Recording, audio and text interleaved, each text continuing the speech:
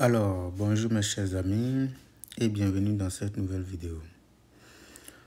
Aujourd'hui, nous allons déterminer tous les entiers relatifs A et B pour lesquels le PGCD de AB est égal au PPCM d'accord de AB.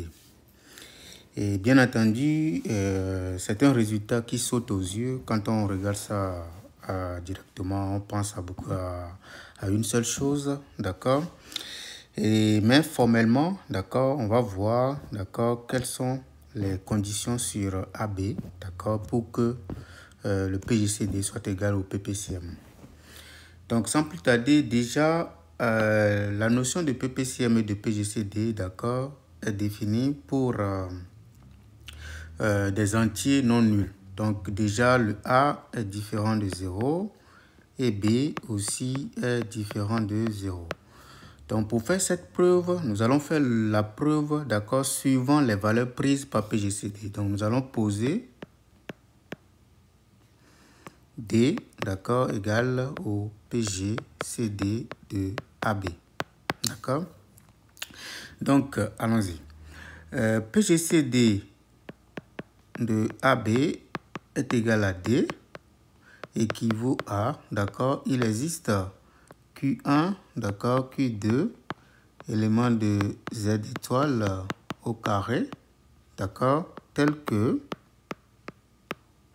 2 points A, d'accord, égale à D multiplié par Q1, B égale à D multiplié par Q2, avec la condition que le PGCD de Q1, Q2, d'accord, soit exactement égal à 1. Dans ces conditions, d'accord, c'est quoi le PPCM de AB, d'accord? Comme nous le savons tous, le PPCM de AB, pour deux entiers relatifs, ça fait la valeur absolue de AB divisé par le PGCD, d'accord, de AB, d'accord? Donc ici, ça nous donne quoi? Ça fait exactement la valeur absolue de AB sur, d'accord?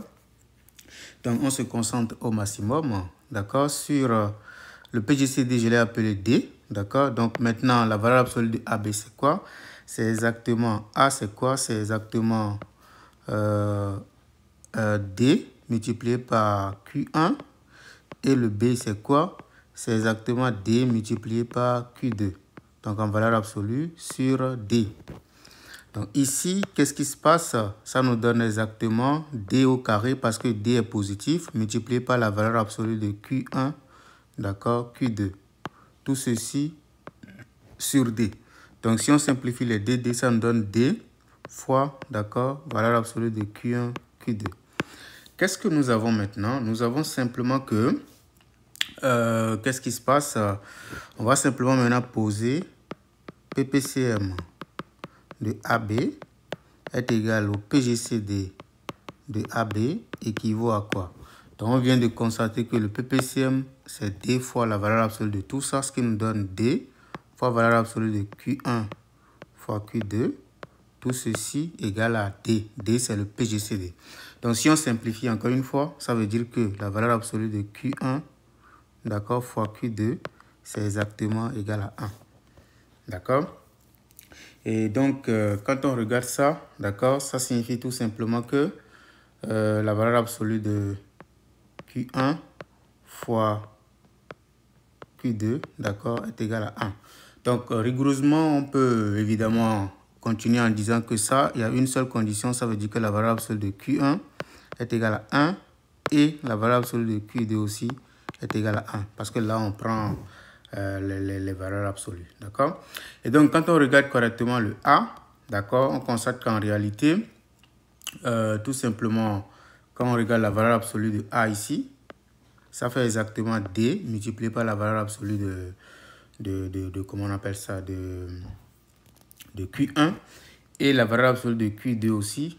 Et la valeur absolue de B aussi, ça fait D fois la valeur absolue de Q2. Donc, on pouvait également conclure ici tout simplement que ça veut dire ici que Q, si vous voulez, Q1 est égal à plus ou moins 1 et Q2 est égal à plus ou moins 1 également. Donc, quand on remplace, on constate que A est égal alors à quoi? à plus ou moins D, et B aussi est égal à plus ou moins D tout simplement. D'accord? Donc en réalité, ça veut dire tout simplement que la valeur absolue de A est égale à la valeur absolue de B. Parce que A, c'est quoi? A, c'est plus ou moins D, l'autre c'est plus ou moins D. D'accord? Si on calcule la valeur absolue de A, on constate que ça fait D. Si on calcule la valeur absolue de B, ça fait également D. Donc, on vient de montrer que le PGCD de AB est égal au PPCM de AB, d'accord, si et seulement si la valeur absolue de A est égale à la valeur absolue de B.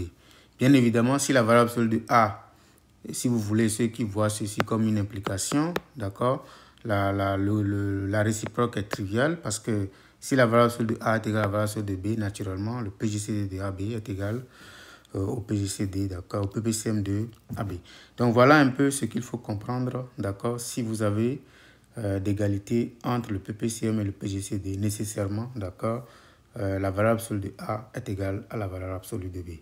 N'hésitez pas, d'accord, à commenter, à nous mettre en commentaire ce que vous pensez et quelle est la méthode que vous pouvez utiliser, d'accord, facilement pour retrouver cette identité, cette égalité.